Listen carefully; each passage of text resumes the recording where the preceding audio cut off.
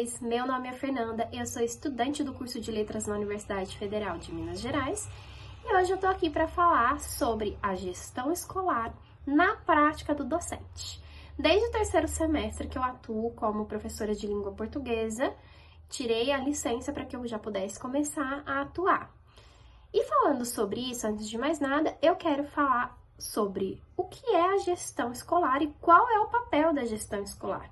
Então, a gestão escolar, ela tem o papel de organizar e apoiar a prática pedagógica em uma escola.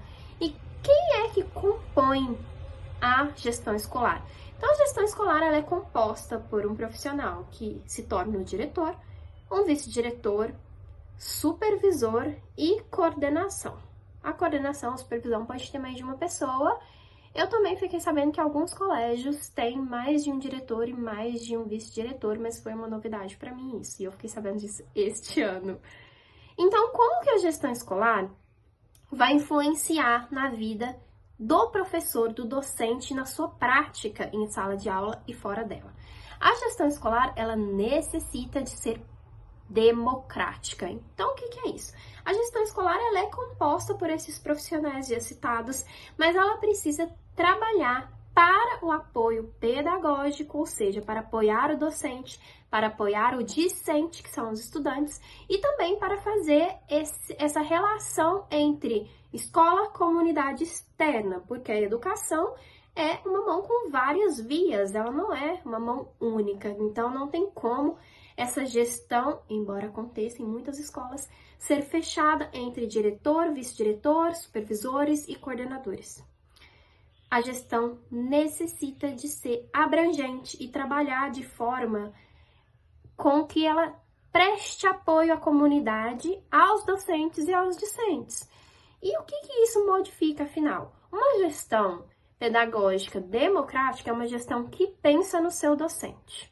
Quando nós falamos de educação, o primeiro profissional que vem na nossa cabeça é o professor, porque tudo recai sobre o professor.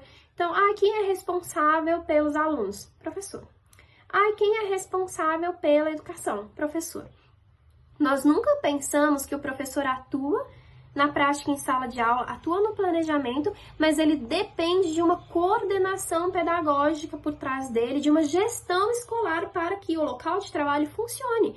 Então, esse professor precisa dessa gestão organizada, ou seja, calendário organizado, reuniões agendadas com antecedência, então dá para planejar o semestre, para que aquele professor não tenha que viver para o trabalho. O professor tem uma vida fora do trabalho, fora da escola, então não existe chegar numa quarta-feira, olhar para a cara de um professor e falar assim, olha aqui, sexta-feira tem reunião, tá bom?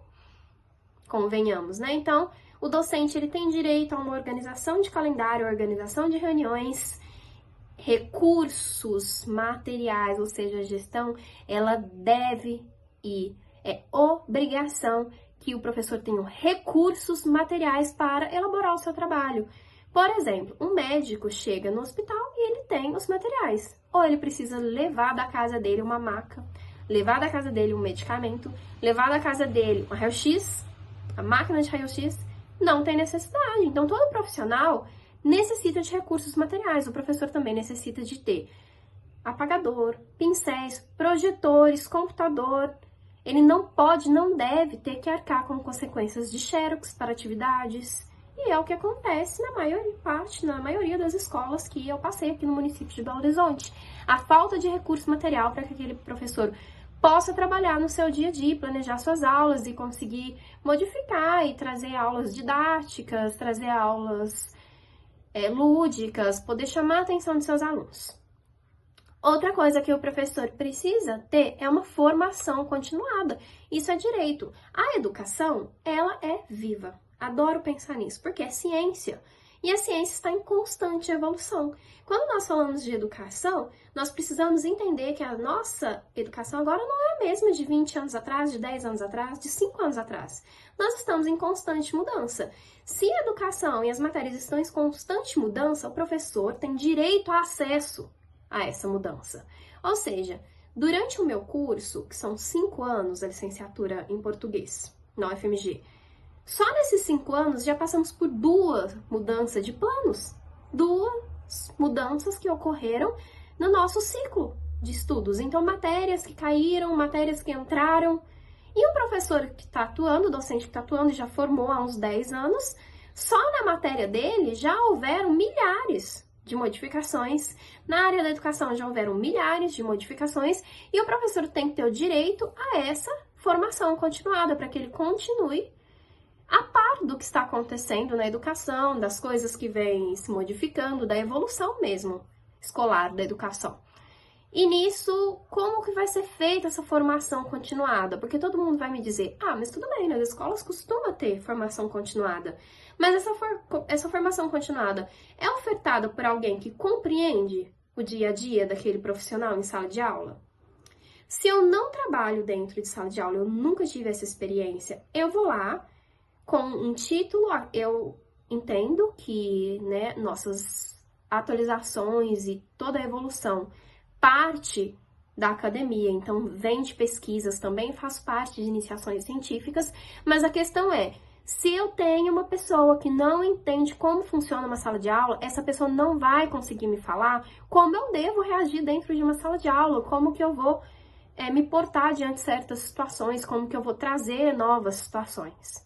Tem que ser alguém que entende o convívio de sala de aula. Nós precisamos ter profissionais para trazer essa formação continuada de forma lúdica e de uma forma realista, que não seja utópica, que não seja só de dentro da academia, porque é muito diferente a atuação e todos nós sabemos disso. Quando nós temos uma gestão organizada, que presta apoio pedagógico e que pensa no seu docente, o trabalho do docente em sala de aula e o planejamento desse docente vai ser muito bem equilibrado. Quando nós temos uma gestão desorganizada, nós vamos levar os nossos docentes à exaustão de saúde mental, física, tanto que nós tivemos nos últimos tempos quantos professores infartando em trabalho. Então essa pessoa está infartando de exaustão, porque ela não tem um apoio pedagógico, ela não tem apoio da gestão. E nós já somos cobrados de diversas áreas, nós sabemos que o trabalho do professor já não é valorizado, temos N constâncias que poderíamos citar aqui. Mas, acima de tudo, nós precisamos de uma gestão que defenda e que apoie seus docentes. E por hoje é isso. Tchau, tchau!